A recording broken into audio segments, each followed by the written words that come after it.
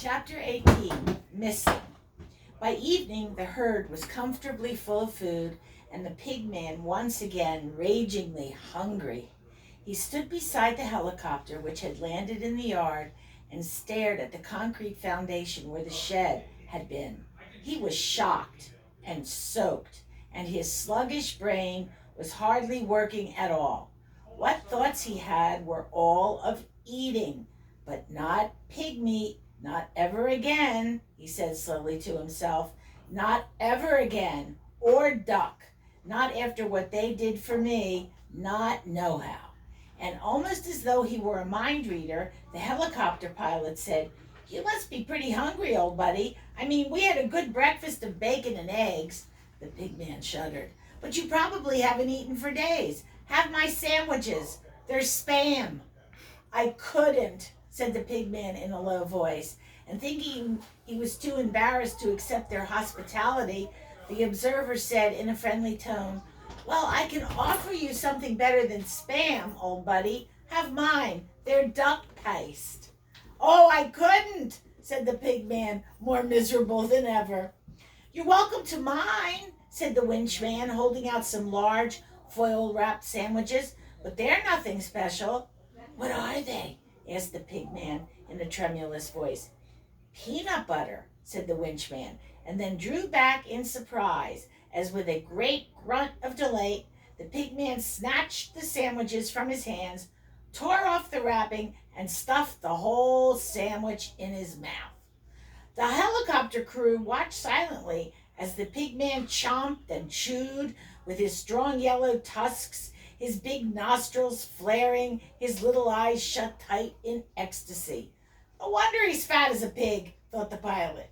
"Talk about greedy as a pig," thought the observer. "He sure looks like a pig," thought the winch man, as with a last snort of pleasure, the pig man finished the sandwiches and ran his tongue over his lips in search of crumbs. And almost as though he were reading the crew's thoughts, the pig man suddenly shouted, "Pigs!" "What do you mean?" cried the pilot, as all three of them jumped back nervously. "Pigs, my pigs, out there!" The pig man gestured toward Resthaven. "They must be starved. Gotta get grub to 'em. Got to go get my shed back somehow." They explained to him that they had dropped some food for the pigs, and then the pilot said, "That hut thing we sighted, where we pulled you out of the water, is that your shed?" "That's her," said the pig man. "How did it get there?" "She floated there." "Well," said the pilot, "how about our towing the thing back for you? If it floated there, it might float back. It's no use to you down there." So they left the pig man with dry clothing and lifted away downstream. On their way to the dam, they passed the black and white duck flying toward the farm. Felicity landed on her perch in the alder tree and looked around. In the distance, she could see the herd in Resthaven. They were lying in the sunshine, apparently contented. Beyond them, she could just make out the figures of the squire and Mrs. Barleylove splashing homeward. The pig man was hard at work, sweeping the last of the water from the pigsties and bringing dry bedding straw from the top of the barn where the flood had not reached it. He was a picture in navy blue overalls and boots. Everything's returning to normal, Felicity thought to herself, except for the shed, but that's asking a bit much. But it wasn't, for before long she heard the rattly voice of the big strange bird, and there beneath and behind it was the shed, stately as a galleon ship, coming slowly upstream on the end of a long tow rope. At the dam, both winchman and observer had gone down the cable while the pilot hovered and had fastened a rope under the shed as though tying a giant package.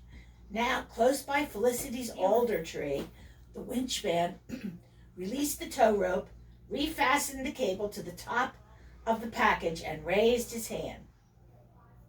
Gradually, the shed rose out of the stream, timbers creaking, doors swinging, sailed over the buildings, and was lowered gently, exactly, onto its foundation. The rope was released and drawn up, and once again the helicopter dropped down into the yard. "Okay," shouted the pilot to the pig man. "All right now? All your pigs back?" "I'll just check," yelled the pig man, and he walked out into Rest Haven. 5 minutes later, he was running back, his big face white and his fat cheeks wobbling. "My Dag! My little Dag!" he shouted. "He hasn't come home."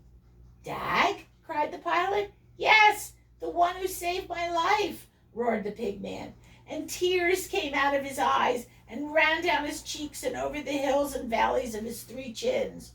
"Oh, is that what he's called?" yelled the pilot. "Well, don't worry, old man. We'll fly back and see where he is. He's probably swimming home." And away they went, downstream again. Chapter 19. An Awful Shock. When the squire and Mrs. Barleylove had started home from the dam, they had given Daggy permission to go on ahead of them. They did not believe he could come to any harm on the fast-drying bank.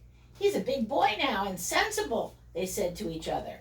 But like any adventurous youngster, Daggy decided to do not what he had been told, but something much more exciting instead. "Let them go home by land," he said loudly as soon as he was out of earshot. "I'm a swimming pig, and I'm going to swim home." He hid himself until he saw the shed sailing by, and until his mother and father had passed him and disappeared. Then he slipped into the water. The current was still fairly strong, but he was confident he could swim against it. Still, he thought he would start in a quiet place, a deep inlet that was out of the main run of water. He glided out from the bank, but instead of going straight into his usual racing crawl, he decided to splash and play. He put his head under and found himself staring into a pair of cold, hard eyes, and set behind narrow wolf-like jaws and backed by a long body. Before he could move, there was an explosion in the depths beneath him. He felt a violent blow that almost lifted him out of the water, and the pike fish clamped its jaws on the end of his nose. In an agony of fear, Daggy pulled back with all his strength, thrashing and flailing in the water as he tried to get free. But the pike, the fish, was bigger than he and stronger than he, and its cruel teeth were tight on his tender nose, and he could not breathe. Gradually he grew weaker, and gradually the fierce fish pulled him deeper, and his mind began to spin, and a whole series of faces flashed across it, all in a split second. His mommy's face, and the faces of his father, the squire, and his kind aunts, and the servant, and Felicity, and before his whirling senses became a blank, black emptiness, there sounded in his ear a thin, hard cry.